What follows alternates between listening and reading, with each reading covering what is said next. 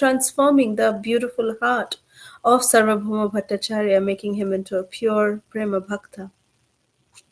So all of this we heard last week, and we said that we will start off with some of the childhood pastimes of Sri Chaitanya Mahaprabhu, because the previous verse, the first verse, talks about that he makes ever new jokes that cause much laughter.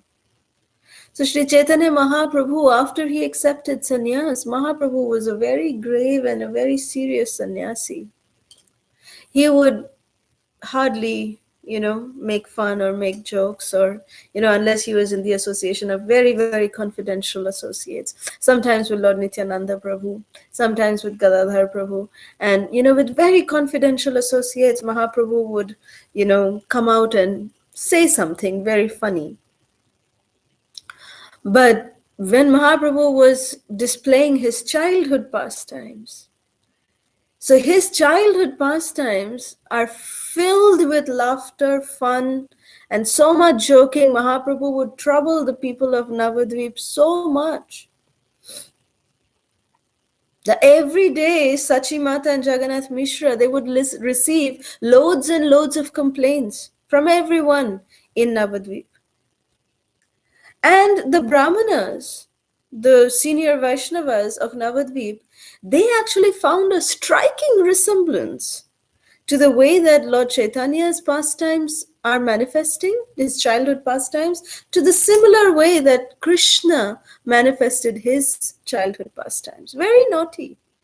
Krishna was so naughty. Every day Mother Jashoda would get so many complaints that your son did this, your son did that. And similarly, Sachi Mata would similarly get so many complaints about Gauranga Mahaprabhu, about little Nimai, every single day. Nimai Pandit was very, very mischievous, very naughty. And most of his naughtiness he would do on the banks of the Ganges. On the banks of the Ganges, Nimai, he would love frolicking in the waters of the Ganges. And the way Mahaprabhu would display his sweet, innocent childhood pastimes, is the way he would trouble the residents of Navadvip who would come to take bath in the Ganges. Men and women had separate ghats so that the etiquette is maintained. So when the men would go inside the Ganges, they would leave their dhoti, they would leave their kurta, and they would go down in their gamchas and, wrapped around in their cloth towels, and they would go down into the Ganges, leaving their dry clothes outside on the ghat.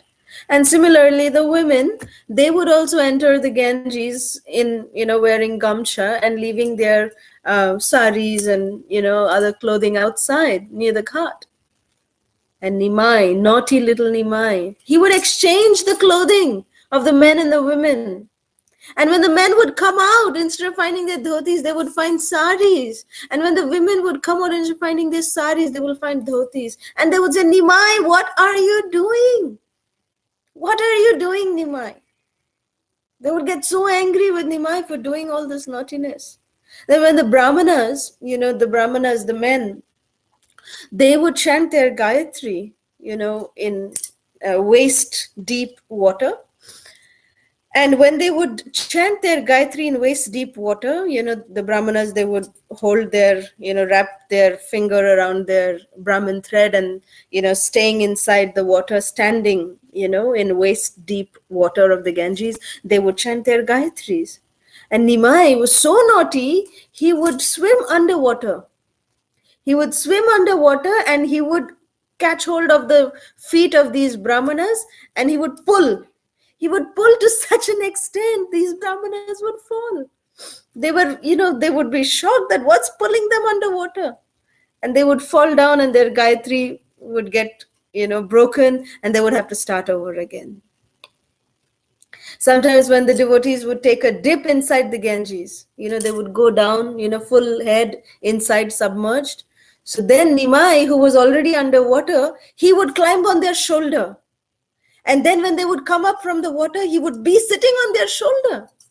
And then he would say, look, I am the Lord of the universe. You are my Kaliya and I'm going to dance on your head.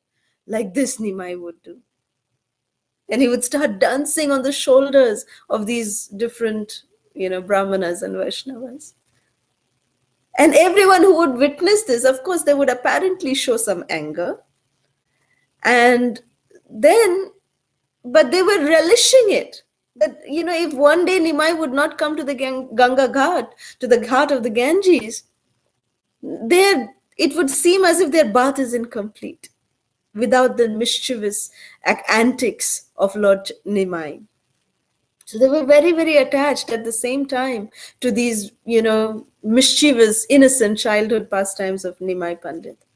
So one day when, the Brahmanas, they were taking bath, and there were young girls, who were worshipping Lord Shiva to get a very good husband. Young girls, they worship Lord Shiva. Yesterday was Shivaratri. So young girls, before their marriage, they worship Lord Shiva that they may get a husband like Lord Shiva. They may be blessed with a husband like Lord Shiva, Param Vaishnava like Lord Shiva. So these girls, they were worshipping Lord Shiva to get a very good husband, and they were offering, beautiful sandesh, delicious offerings they were giving to Lord Shiva to please him. And there comes, and when they were closing their eyes and praying to Lord Shiva, at that time Nimai stealthily came, and then he just started eating all the sandesh, all the rasagullas. He started eating everything, all their offerings he started eating. And then when the little girls, when they opened their eyes, they saw little Nimai. He's sitting and eating up all their offerings, and they said, hi, Nimai, what are you doing? This offering is meant for Lord Shiva, and you are eating, you're contaminating our worship, you're breaking our fast. What are you doing, Nimai? And then Nimai said, look, my dear girls, I am the master of Lord Shiva. And they would say, oh, Shiva, Shiva, Shiva, Shiva, Vishnu, Vishnu, Vishnu. What are you saying, Nimai? Offensive, offensive. Don't say all these things. And they would say, Nimai would say, see, I am telling you absolute truth. I am the master of Lord Shiva. And if you worship me, then I'm promising you that you will get beautiful, handsome-looking husbands who are young, who are so well qualified. You will be blessed with such husbands. But if you don't give me sandesh and rasgullas, and if you don't worship me, if you go and complain about me to Mother Sachi, then I will curse you. All of you will get old, shriveled up husbands. And they will have previous wives and many, many children also. You'll be, cursed to have such husbands. You want that? The girls would say, no, Nimai, please, please. You are putting us in Dharma Sankat, whether we should worship you or whether we should worship. Don't curse us. Come on, Nimai. You are the son of a Brahmana. You are to us. You are the son of a Brahmana. You are so, your Brahmanas are supposed to be very merciful. They don't say curses like this. Don't torture us, Nimai, please. Let us complete our vrata. And this was being witnessed by some elderly Brahmanas. What Nimai is doing? Why is he troubling all these young girls like this? And then the girls would go take bath in the Ganges after their vrata, and Nimai would trouble them there also. He would come up in front of them when the Brahmanas are chanting Gayatri, or when these girls are chanting, they're taking their bath, he would just take away their clothes. He would do all this mischief. When the Brahmanas would chant their Gayatri, Nimai would sometimes, dip in front of them, and then he will fill his mouth with Ganges water, and he will come right in front of their face. He will come right while they're chanting Gayatri. He will come right in front of their face and go. He will just spray, Ganga water onto their face while they're chanting Gayatri. And that way contaminating them externally so that they would have to chant their Gayatri again. But they were so fortunate that they are getting Ganga water is already the Charnamrit of Lord Vishnu. And that Charanamrit of Lord Vishnu, when Nimai used to put it in his lotus mouth, it's becoming super Maha Prasad. And that Charnamrita, Maha Prasad, from the lotus mouth of Nimai, was getting sprayed on these Brahmanas, their bodies. How fortunate these Brahmanas are. So those brahmanas, they would apparently, externally, get very angry. That Nimai, you are making us chant Gayatri how many times? How many times should we chant our Gayatri? You're breaking our Gayatri. The rule of chanting Gayatri mantras is that if it gets broken, then you will start over again from the beginning. So Nimai Pandit would do that. Little Nimai was so mischievous. He would do that. He would make these brahmanas chant Gayatri over and over and over again. But they would enjoy it. In their heart of hearts, they would love it. But when, the mischievous, the naughtiness of Nimai was getting too much, at that time, one day, the little girls, they came crying to Sachimata, along with all these brahmanas. They came crying to Sachimata and said, look what this Nimai, your son, is doing, Sachimata. You're such a respectable woman, and your son, he's doing like this to us. And they started complaining and crying. And the brahmanas went to Jagannath Mishra and said, look, we love your son. He's our life and soul. But, every day he does this. He's troubling us so much. And Jagannath Mishra, he got really angry. He got really, really, really, really angry. So he said, today, I'm not going to leave this Nimai. I'm going to teach him a lesson.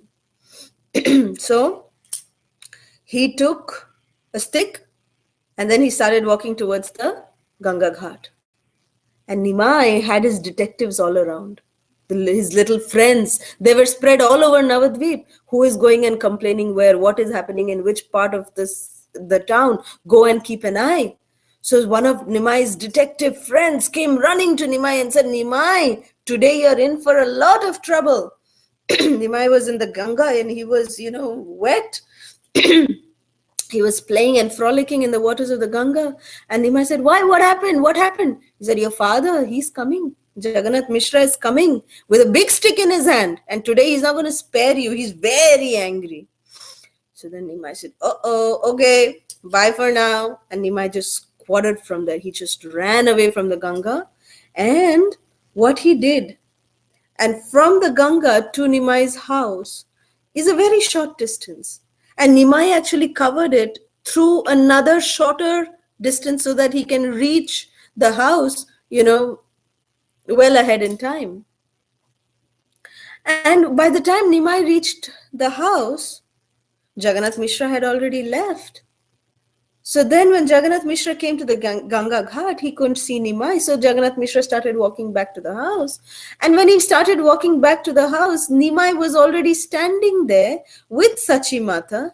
His hair was so dry. Nimai had beautiful black curling hair. It would cover his golden-like face like clouds, like fresh rain clouds. Very beautiful hair Nimai had. And his hair was seeming as if it's, it's been in dust. When, like how kids, when they come back from school, what is their condition? He had ink all over his hands, all over his face, his school uniform also he was wearing. It was all dusty and scattered as if Nimai is coming from school. So then Jagannath Mishra touched Nimai's hair and it was as dry as, a fresh cotton. There was no sign of wetness. If he's been in the Ganga, then there has to be wet. His hair have to be wet. So Nimai's hair was felt by Jagannath Mishra and said, Nimai, where are you coming from? He said, I'm coming from school. Where else do you think I'm coming from? I'm coming from the toll. Toll means, in those days, his school was called the toll. He said, I'm coming from the toll. I am going to go to the Ganga. And Sachimata said, look, he's now. Because he's so dirty, I was about to send him. And what are these people complaining that my son is there in the Ganga? This is all, they are trying to defame my son. What is this? How much injustice? And Jagannath Mishra was so confused. He said, even the Brahmanas are coming and telling me like this. What is this? And Jagannath Mishra was confused. He said, okay, Nimai, go take bath and come back. I'm waiting for you for lunch. He said, yes, Pita. I will just go dip in the Ganga and I will come back and we will have prasad together. And I said, okay, Nimai, go. So like this, Nimai would never get caught. He would never ever get caught for all the mischief. But Nimai's detective friends, they noted who were the Brahmanas who went and complained to Jagannath Mishra. They had each and every one of their names written down. And Nimai, later in the evening, he said, we have to teach these Brahmanas a lesson that they will never go and complain about me to my mother and father. They should never do that. So let's do something tonight. We are going on a mission to take revenge on these Brahmanas because they complained against me.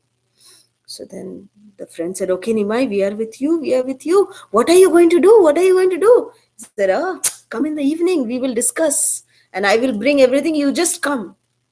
So then Nimai had brought out, by the time, all those days, there were no electricity. There was no electricity. Everything was going on, fire, like lamps and hurricanes like that.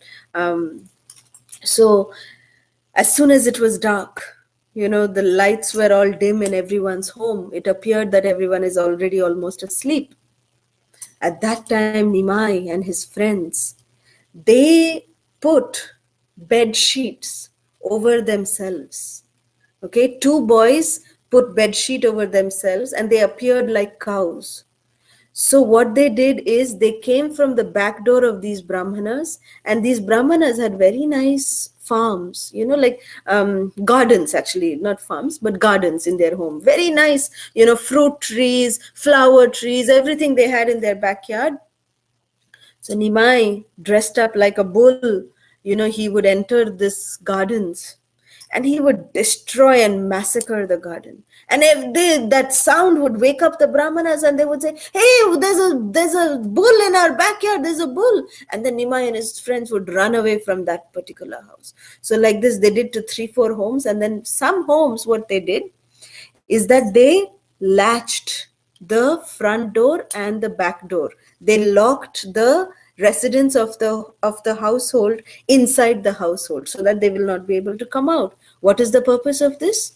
The purpose of this was that the restrooms in those days, they used to be located in the courtyard of the house.